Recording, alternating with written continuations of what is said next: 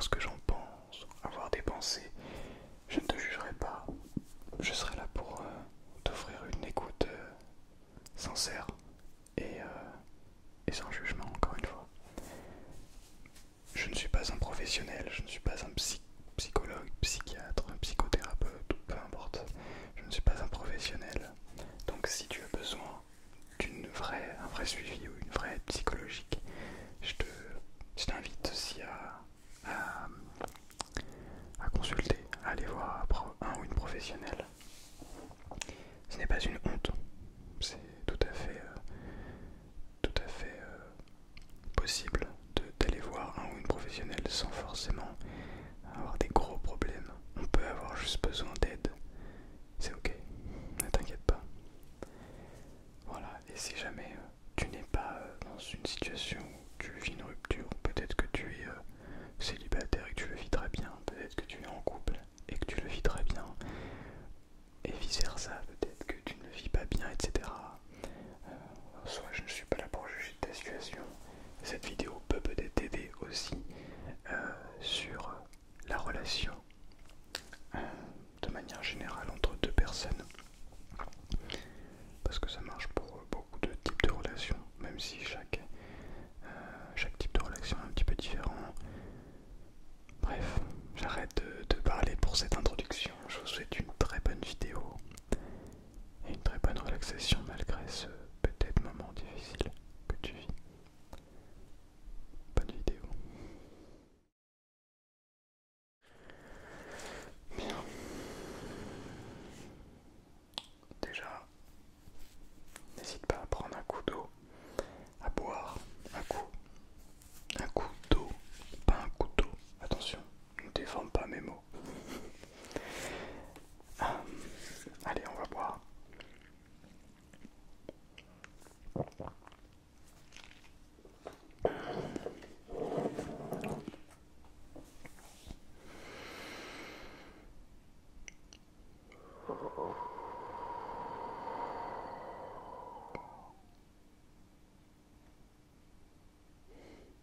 Bien.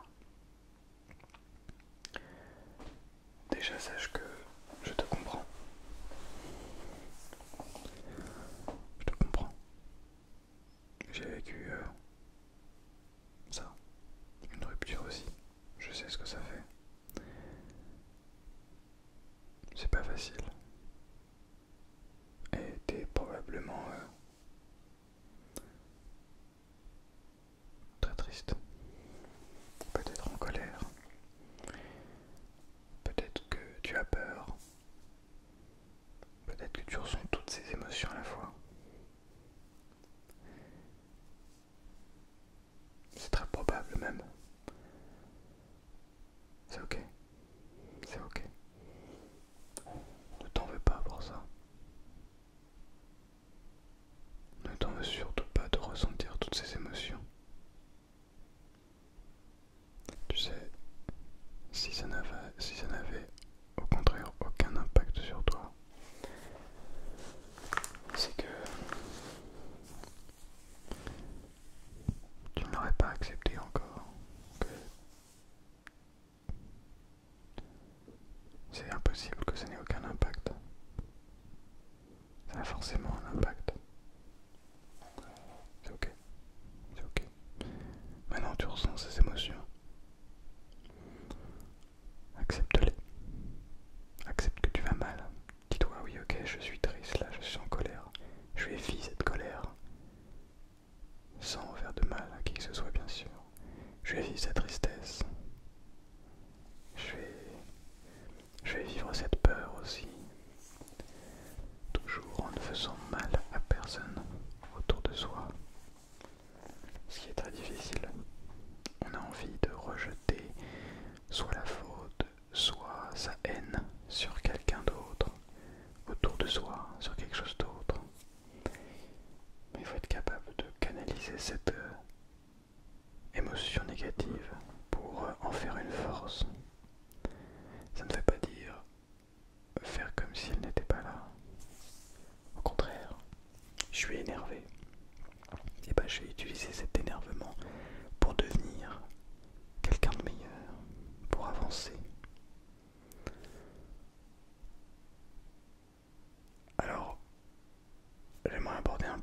cette vidéo que dans lequel je suis tombé.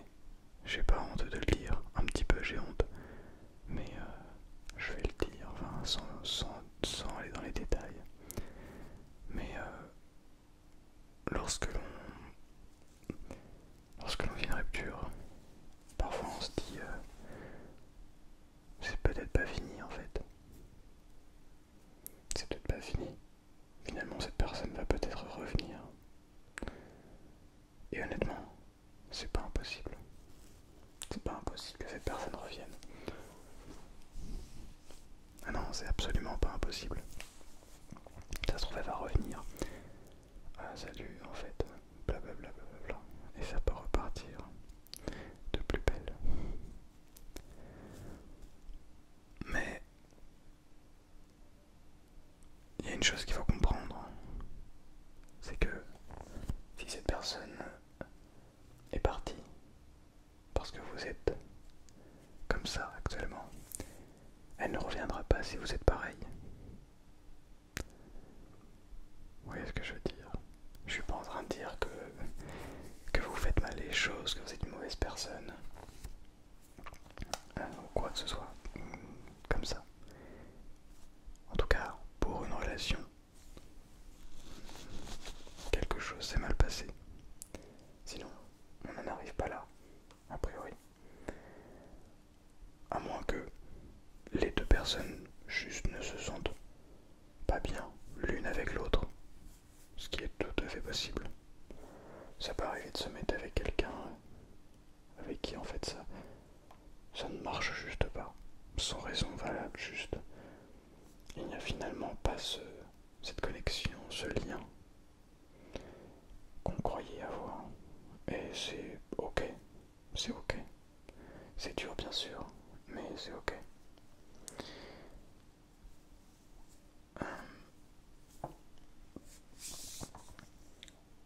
Maintenant,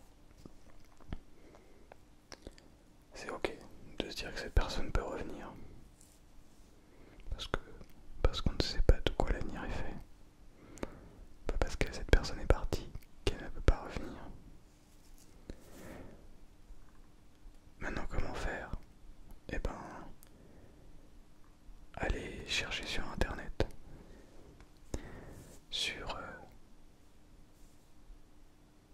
pour récupérer cette personne, pour retrouver cette personne.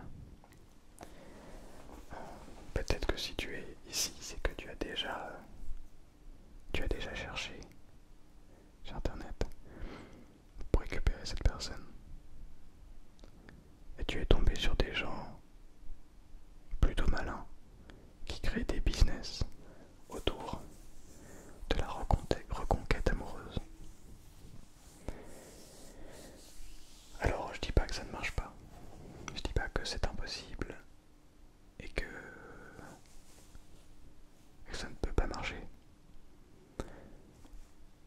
Mais en parlant d'expérience, c'est ce que j'ai fait, j'ai essayé.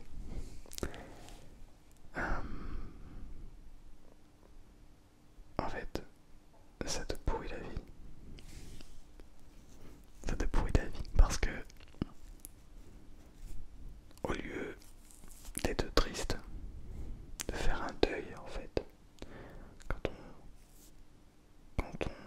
quand c'est la fin d'une relation, c'est comme si on faisait un deuil. Un deuil, c'est pas forcément pour la mort de quelqu'un. Ça peut être pour la fin d'un lien qu'on a eu avec quelqu'un.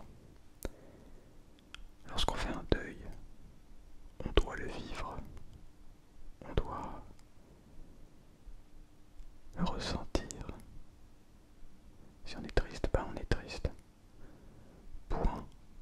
On n'est pas un peu triste, mais ça va. Non, on est triste. On pleure. Chacun exprime la tristesse différemment. Ça veut dire que lorsque vous allez chercher des vidéos comme cela sur internet, vous échappez pendant l'espace de quelques minutes à cette émotion désagréable qu'est la tristesse et toutes les émotions qui sont autour, la peur de se retrouver seul à vie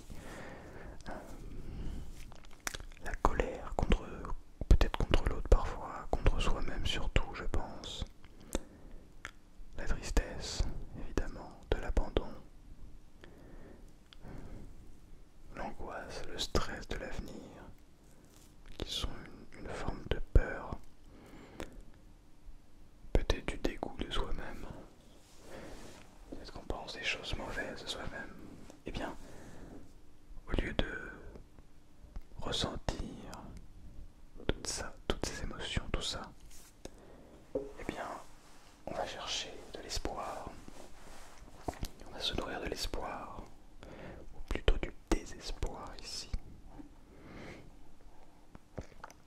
Parce que l'espoir, il y a une notion négative, une notion positive derrière. Quant au désespoir, je ne connais pas la définition exacte de l'espoir et du désespoir. Mais le désespoir, je crois que ça a une connotation un peu négative. En fait, ces gens-là se font d'argent sur le désespoir des autres. Et en principe, c'est malin parce que c'est là où ils viennent régler des problèmes. Bref, peu importe, on n'est pas là pour parler de ça. Donc, allez-y si ça vous fait du bien, mais n'attendez rien de ces gens-là. N'attendez rien de ce contenu-là, surtout. Vivez votre deuil par vous-même. Ça va être peut-être douloureux au début, mais tellement plus bénéfique sur le moyen et long terme. Même sur le... pas sur le très court terme, mais sur le court terme, oui, aussi. Sachez que vous allez rencontrer d'autres personnes, d'autres êtres humains, mais tellement, tellement, tellement formidables.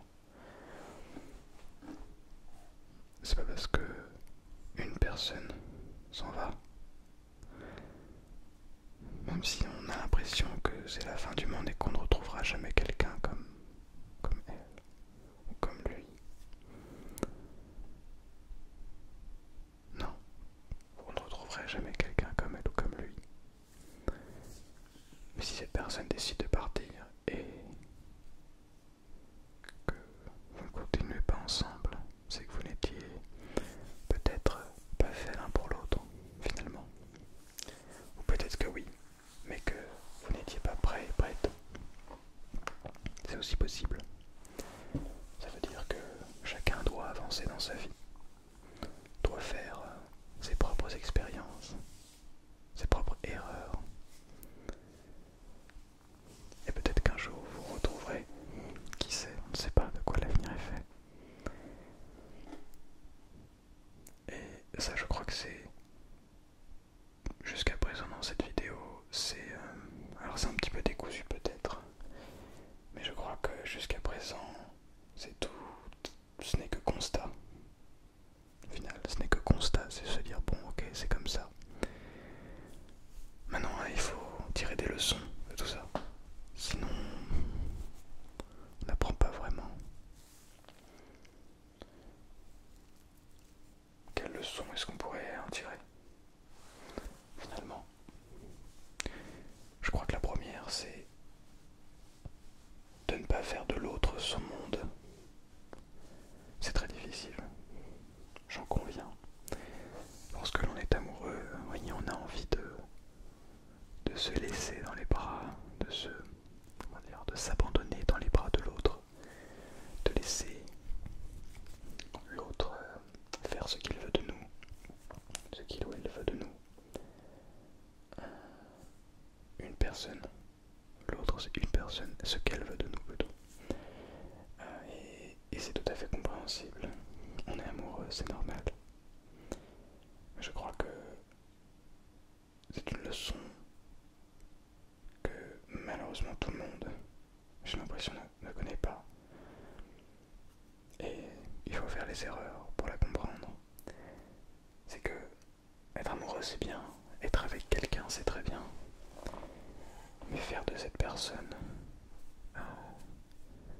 notre unique, comment dire, notre air, notre porte de sortie, etc.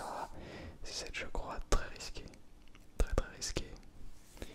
Et au contraire, c'est peut-être contre-intuitif, mais avoir peur, non, pas avoir peur, accepter que l'autre peut partir à tout moment, que toute cette relation peut s'arrêter à tout moment, je crois la rend plus solide.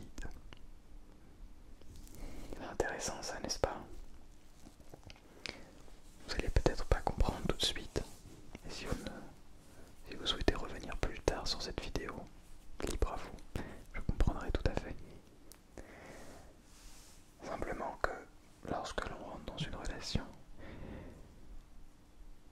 s'abandonner et laisser nos choix, nos vies complètement se guider par cette personne est une erreur. Je crois que c'est une erreur profondément. Parce que si demain le chemin que cette personne décide de prendre n'est pas en accord profond avec nos valeurs, nos réelles valeurs, nos profondes valeurs, eh bien on va s'aventurer dans un chemin qui n'est pas le nôtre. Est-ce que cela veut dire que cette personne n'est pas la bonne? Pas forcément. Cela peut vouloir dire que... Je vérifie. Cela peut vouloir dire que vous devez tous les deux prendre un chemin différent. Et ce, peu importe le domaine. Si vous avez un chemin différent, un chemin professionnel complètement différent, ça ne vous empêche pas de vous retrouver dans l'aspect privé de votre vie, par exemple. L'un n'empêche pas l'autre.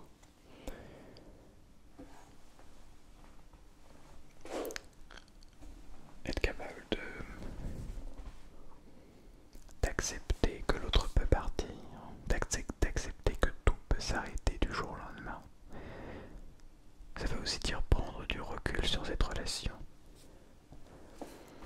C'est dire, je place ma vie avant celle de l'autre. C'est-à-dire qu'il y a d'abord ma vie, mes choix professionnels, ce que je souhaite faire, enfin ce que j'ai envie de faire, autre que la vie professionnelle, mes passions, etc., etc. Finalement, ça peut être plein de choses. Mes idées aussi, enfin en tout cas tout ce qui font que vous êtes vous, tout ce qui font que vous êtes une personne extraordinaire et nouvelle. Vous êtes une personne nouvelle dans chaque vie.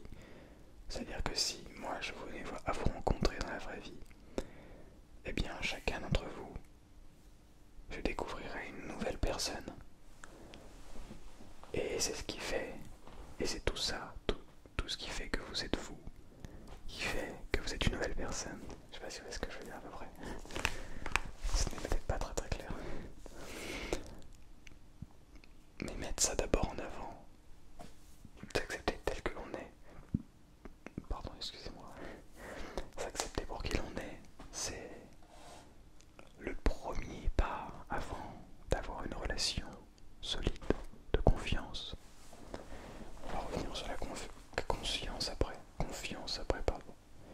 La conscience est très importante également. Je faisais ici bien référence à la confiance.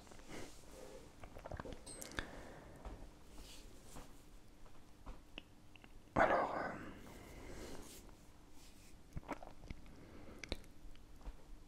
vivez pour vous avant tout. Je sais que ça peut paraître paradoxal, ou peut-être très logique. Ça dépend de chacun d'entre vous. Pour moi, c'est devenu très logique. Mais ça ne m'empêche toujours pas de faire des erreurs. Ça ne m'empêche pas de toujours, parfois, ne pas vivre suffisamment pour moi, mais vivre un peu trop pour l'autre. Ça arrive. Et c'est pour ça qu'on se rappelle et on en parle dans une relation, de se dire attention, là, tu prends un peu trop de place. Tu dis, tu prends un peu trop de place dans ma vie là. Non pas, je sais pas, t'es tout le temps là à côté de moi. Non, parce que si vous vivez ensemble, c'est normal. Mais parfois, juste s'inquiéter pour tout peut être un problème. En fait, il y a plein de raisons qui font qu'il peut y avoir des problèmes. Mais faire complètement confiance à l'autre et accepter que si cette personne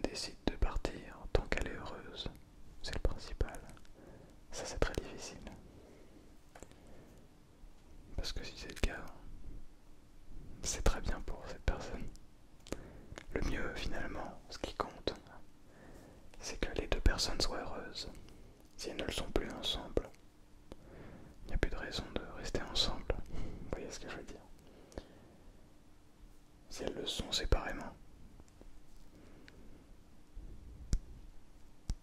Mais si elles le sont toujours ensemble, et si ce n'est que des problèmes plus minimes, à ce moment-là, ok. En tout cas, juste, je sais que cette vidéo est très décousue, n'a pas de ligne directrice, enfin si, un thème, mais je dis un petit peu ce qui me passe par la tête. Et c'est un petit peu flou parfois. Donc voilà. En fait, je sais pas trop quoi dire, quand dire, dans quel ordre, parce qu'il n'y a pas vraiment d'ordre. J'ai appris beaucoup de choses, mais pour les synthétiser dans la vraie vie, c'est très complexe. Ça aurait demandé que j'écrive cette vidéo. Et vous le savez, je n'écris pas mes vidéos, parce qu'on perd le naturel.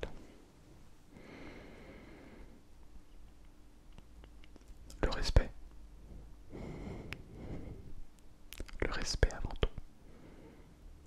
Respecter les autres, que ce soit la personne avec qui vous partagez votre cœur, comme les gens que vous n'allez croiser qu'une seule fois dans la rue.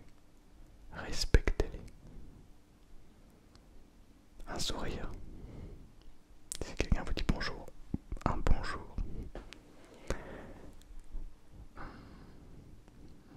Si quelqu'un est derrière et que vous avez juste à tenir la porte pour la laisser passer, tenez-lui la porte. Et quand je dis tenez-lui la porte, c'est un lui générique, c'est-à-dire tenez à cette personne la porte, que ce soit un homme ou une femme. Ça paraît peut-être logique pour certains ou certaines. Bon, après là c'est encore d'autres débats, mais pour moi ça vient s'imbriquer dans la relation aussi. Et si déjà vous êtes capable de respecter les autres pour qui ils sont, et non pas parce que c'est une femme et qu'il faut tenir la porte aux femmes quand on est un homme, ou ce genre de choses. On tient la porte à un homme comme on tient la porte à une femme, parce que c'est du respect. Bref. Et donc ça c'est la même chose je pense dans une relation, à des échelles et des degrés un peu différents, mais globalement, à partir du moment où on respecte la personne en face, les problèmes peuvent être réglés parce que finalement on s'écoute, on se respecte, on laisse l'autre parler, on donne son avis et ça crée une communication. Et je pense que c'est vraiment les points centraux les plus importants dans une vraie relation. C'est le respect, la confiance. La confiance c'est très très important. Pour avoir une relation saine, c'est très très important.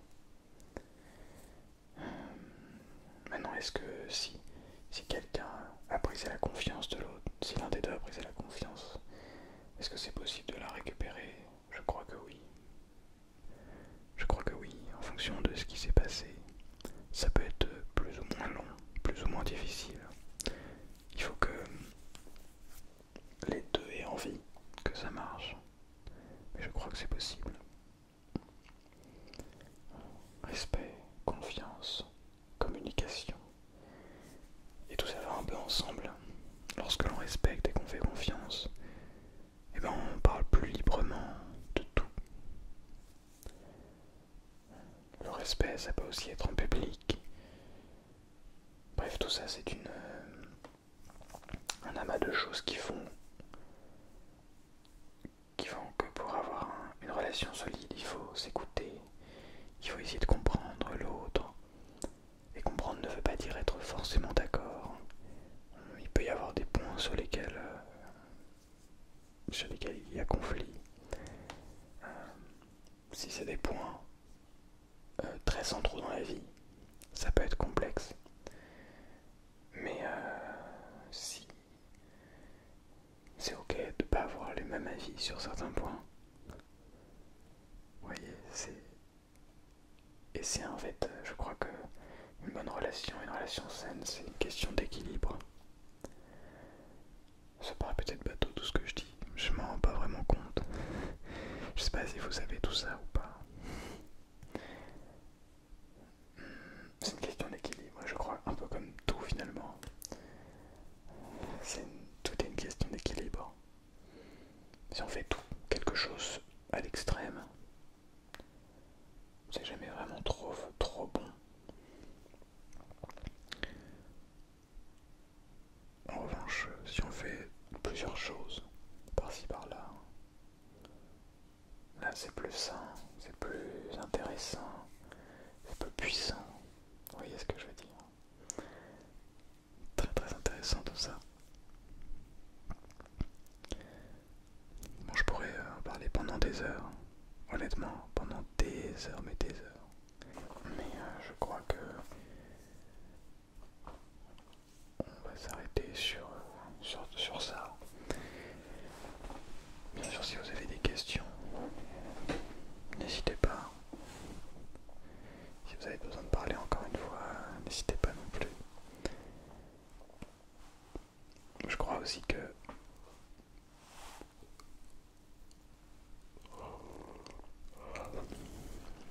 beaucoup de points, d'aspects dans une relation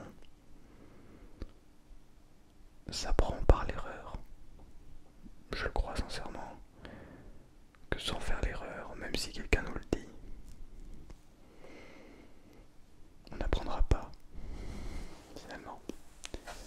Parce que recevoir des claques, pas forcément physiquement, ça peut être des claques